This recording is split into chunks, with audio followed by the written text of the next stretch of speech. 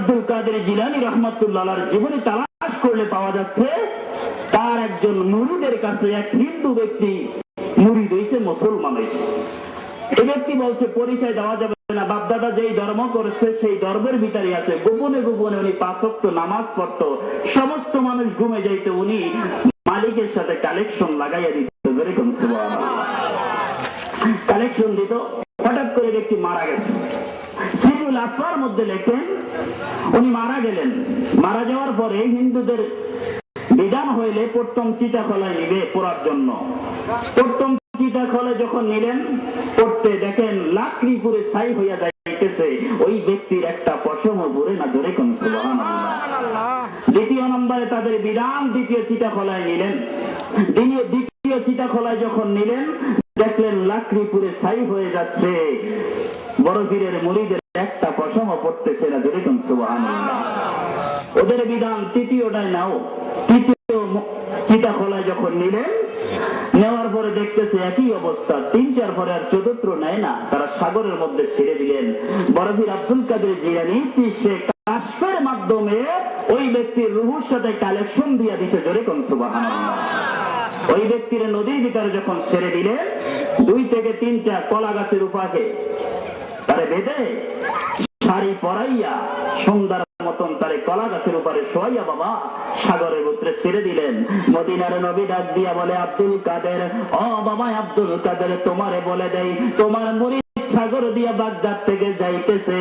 বলে মদিনার নবী আপনি চিন্তা করেন না, আপনার কালেমার গো সম্মান আছে নবী, আমি আপনার বলে দেই আপনার এই পাগল যদি কালেমা সত্যিকার পরে, আমি বড় পীর আমার বাটার শক্তি দিয়া দেখছি, আপনি কোনো চিন্তা করেন না, আমি তার জানাজা নামাজ পড়াইয়া দিব। বড় বিশ্বাস বলতেছে খাদেম রে, 2টা খাদেম এদিকে,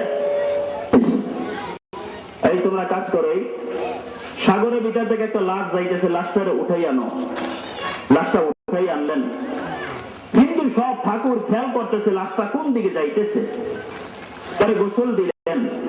গোসল দেওয়ার পরে বড় বিশ্বাস নিজেই তার জানাজা নামাজ পড়াইয়া দিলেন, ধরে কোন সুবহানাল্লাহ। পড়ানোর পরে বড় পীর আব্দুল কাদের জিলানী রাহমাতুল্লাহ আলাইহি তাকে মাটির ভিতরে দাফন করলেন। দাফন করার পরে তার মুরিদের ভিতরে অনেকের বলতেছে তোমরা একটু ফাঁকে যাও, একটু দূরে যাও, আমি এখানে কিছুক্ষণের জন্য আসি।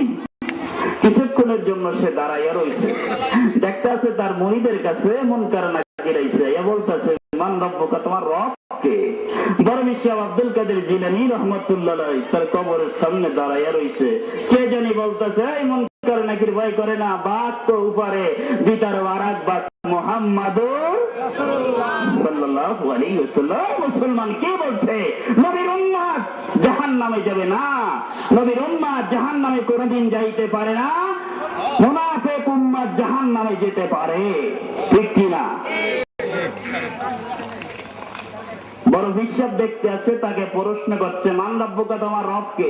ব্যক্তি কিছুই কয় না। এটা তো কিছুক্ষণ আগে মুসলমান হয়েছে, এটা জানে। যাক, আমার দিনুকা, তোমার ধর্ম কি কথা বলতেছে, মান নাবিয়ুকা মাহাত মাজা মা কুনতা তাকুল ফি হক্কে হাজার রাজুল। এই ব্যক্তি কোনো কথা বলতেছে না। বড় বিশ্বাস কবর থেকে যখন আবার ধমক মানছে মান রব্বুকা, তোমার রব কে, তিনি বেলায়েতি শক্তি দিয়া ওই লাশের সাথে কথা বলতে, যে লাশ বল আমার রব সৃষ্টিকর্তা আল্লাহ, জোরে জোরে বল সুবহানাল্লাহ।